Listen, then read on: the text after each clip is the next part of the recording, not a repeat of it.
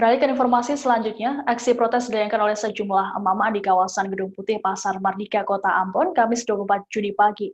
Hal ini dipicu pembongkaran lapak pedagang yang dilakukan oleh pemerintah Kota Ambon. Meski begitu, protes tak berlangsung lama setelah petugas memberikan pengertian. Setidaknya ada 700 lapak yang telah dikosongkan pedagang dalam 2 pekan terakhir. Pembongkaran dilakukan untuk proses revitalisasi pasar. Terkait dengan informasi ini, sudah ada jurnalis tribunambon.com Ajeng Hatalea yang akan melaporkannya untuk Anda. Halo, selamat siang Ajeng. Halo, selamat siang rekan Siska. Ajeng, bisa dijelaskan terkait dengan aksi protes yang dilakukan oleh sejumlah emak-emak tersebut? Baik, Siska dan Tribuners, dapat kami laporkan sekitar pukul 7.00 waktu Indonesia Timur pagi tadi, para pedagang di Pasar Mardika menggelar aksi protes dengan menggelar tikar di badan jalan Pasar Mardika. Diketahui aksi ini dilakukan karena para pedagang tidak setuju dengan pembongkaran yang dilakukan oleh pemerintah Kota Ambon pagi tadi. Dan aksi ini dilakukan dengan menggunakan karton bekas seperti itu yang digelar di badan jalan dan sempat membuat jalanan padat dan macet seketika, dan mengundang juga antusiasme dari para pengunjung pasar, dan beberapa dari mereka sempat mengabadikan momen ketika para emak-emak ini melakukan aksi tiduran selonjoran di badan jalan dengan menggunakan bekas karton tadi. Lalu apa saja tuntutan yang mereka sampaikan, Ajeng? Iya, dari data yang kami himpun di lapangan, para ibu-ibu ini tidak setuju dengan aksi pembongkaran pasar yang dilakukan oleh pemerintah Kota Ambon. Dalam hal ini Dinas Perindustrian dan Perdagangan Kota Ambon. Meski sempat menolak, namun aksi pembongkaran ini kemudian dilakukan oleh pemerintah Kota Ambon tanpa ada penolakan dari para pedagang yang ada di Gedung Putih. Lalu seperti apa proses jalannya pembongkaran lapak oleh para petugas, Ajeng? Baik, pantauan kami di lapangan sekitar pukul 8.00 waktu Indonesia Timur, pemerintah Kota Ambon dalam hal ini Dinas Perindustrian dan Perdagangan Kota Ambon, serta Satuan Polisi Pamung Praja dan juga didampingi oleh petugas keamanan dari TNI Polri, mendatangi kawasan Gedung Putih Pasar Mardika untuk membongkar lapak yang ada di kawasan Gedung Putih Pasar Mardika ini.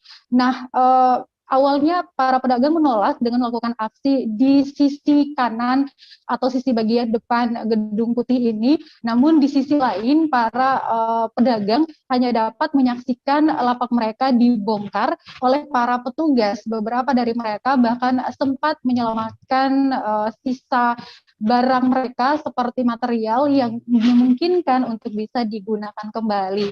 Meskipun aksi ini diprotes oleh sebagian besar para pedagang, namun sebelumnya para pemerintah telah mengeluarkan surat pemberitahuan untuk segera mengosongkan dan membersihkan dagangan para pelapak agar di tanggal 24 tepatnya hari ini dilakukan pembongkaran tersebut. Oke, lalu total berapa banyak lapak yang dibongkar, Ajeng? Dari data yang kami himpun, Dinas Perindustrian dan Perdagangan Kota Ambon mencatat setidaknya di Gedung Putih terdapat 700 lapak, namun yang digunakan sekitar 680 lapak yang kemudian sudah dikosongkan melalui surat pemberitahuan yang dilayangkan oleh pemerintah Kota Ambon, yakni surat edaran kelima untuk segera mengosongkan kawasan tersebut.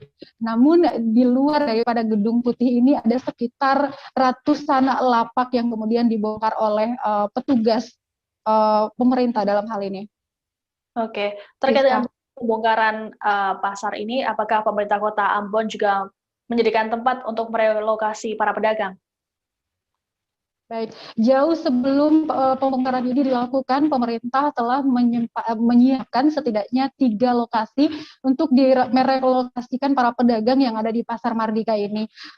Di antaranya Pasar Apung yang tentunya masih berada di kawasan Pasar Mardika, kemudian Pasar Oleh-oleh yang berada di kawasan Tantui, Kota Ambon, dan yang ketiga itu Pasar Transit Paso yang berada di kawasan Negeri Paso. Nah, untuk para pelapak yang ada di sekitar kawasan Gedung Putih ini, mereka akan dipindahkan di Pasar Transit Paso, yang mana ini memicu protes dari mereka karena lokasi pasar yang jauh dengan pusat kota. Mereka sangat mengkhawatirkan kalau nanti pindah di Pasar Transit Paso ini akan terjadi penurunan pada angka pembelian di pasar tersebut, karena tidak memungkinkan untuk para pedagang ini semuanya akan pindah ke Transit Paso tadi. Sedangkan 680 pelapak yang ada di Gedung Putih ini akan direlokasikan di Pasar Apung. Dan dari informasi yang kami himpun, para pedagang ini telah menyetujui dengan angka sekitar 3 juta rupiah untuk membayar harga masuk di Pasar Apung, Siska. Oke, lalu berapa lama estimasi waktu pengerjaan dari gedung baru ini? Baik, diestimasikan pemerintah Kota Ambon sekitar 2 tahun untuk dilakukan pembangunan gedung baru di Pasar Mardika Kota Ambon ini, dan akan diperbolehkan para pedagang yang terdata di database pemerintah Kota Ambon, di mana mereka memiliki kartu pedagang dan juga rutin membayar iuran seperti itu, maka mereka akan dikembalikan di gedung baru. Seperti itu, Siska. Oke, baik Tribuners, jurnalis kami juga sempat melakukan wawancara dengan Kepala Dinas Perdagangan Kota Ambon, Sir John Slarmanet. Berikut wawancaranya. Memang yang kita temukan itu banyak juga keluhan dari pedagang yang direlokasi ke Paso, ya, ke pasar transit Paso. Banyak pedagang itu mengeluh karena berbagai pertimbangan secara ekonomis mereka itu kan pasti tidak terlalu menguntungkan seperti itu. Tetapi ini kan sementara. Ini kita relokasi sementara sambil pembangunan gedung pasar baru ini harus segera dimulai. Dan yang paling utama adalah pedagang yang direlokasi itu sudah terdaftar sebagai pedagang di database yang akan kita tata lagi setelah gedung ini dibangun dan disiapkan, seperti gitu ya. Estimasi waktu untuk pembangunan gedung ini berapa lama, Pak? Kalau sesuai dengan informasi dari secara teknis itu ada di Dinas PU ya, tetapi ini kan dia direncanakan itu dalam 24 bulan, 2 tahun kurang lebih. 2 tahun kurang lebih? Iya, kalau dimulai dari sekarang berarti tinggal dihitung saja ya. Baik, siap. Oke. Siapa saja yang nanti memasuki gedung baru nantinya, Pak? Yang pasti diperuntukkan untuk para pedagang yang betul-betul terdaftar sebagai pedagang yang memiliki identitas yang kita sudah verifikasi datanya secara jelas dan dengan kartu pedagang serta dia punya kewajiban pembayaran retribusinya jelas. Kita sudah mengambil identitas KTP-nya, kita sudah mengambil fotonya, sehingga diharapkan kalau misalnya yang nanti menempati pedagang yang akan menempati gedung baru ini itu betul-betul identitas yang sudah kita peroleh, ya, tidak ada lagi yang nanti katanya ada orang lain yang menggantikan untuk itu. Oh, baik. Karena ini kan